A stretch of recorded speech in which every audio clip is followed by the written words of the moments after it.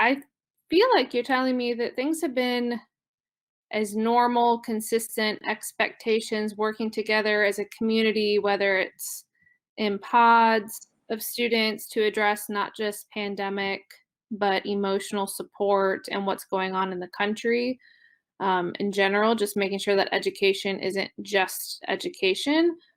But how do you think expectations on the teachers and students have remained the same, and in what Mhm. ways maybe they have changed as a result of the pandemic? Okay. So I'm gonna very clearly share that without our faculty having the highest expectations and standards for themselves, there's no way we would be able to operate in the current structure that we are. I have asked people to teach in ways that they've never imagined.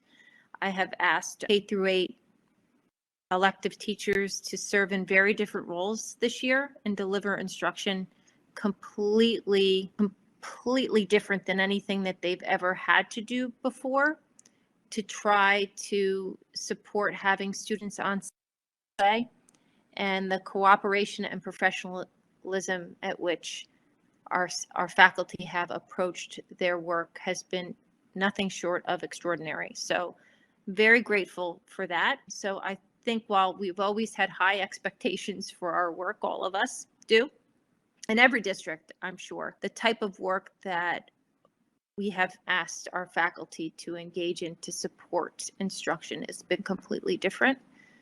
And the same with administrators. Many of us talked about how we all felt like it was our first year. There was a first year superintendency, first year principal, first year teacher, because we were doing things for the first time ever and it was in an emergency, and you didn't have mentors who had gone through the experience before to pull from. So it was extraordinarily challenging. And I would say the same thing for kids. However, they're a little bit more savvy with the technology than many of us are. So so they Yes. might have transitioned a little bit easier than we did, because we were trying to help. You're trying to lead a classroom when you have users on the other end who might know more than you do. But Yep. I think what we did and we continue to do is ask people to be flexible, to iterate, and be open to learning in a completely new way. And I don't think that's going to change in 2021. I know that here is what is one of the biggest operational challenges. You have that Mhm. question here, and I'd say it's planning, because right now I'm having a hard time grasping what September will look like.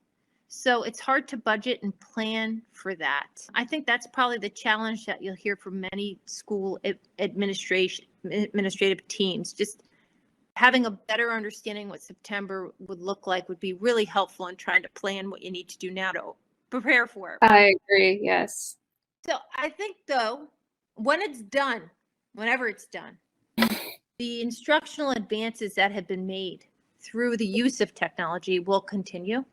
And I think that I would be in good company and in shared company if I said with you that instruction will be better for kids based on the experience that we've had to go through collectively together as a result of this pandemic. So that is definitely something that I know for the future that we will be able to take advantage of. It will last beyond this health crisis and will be a good thing for all of us.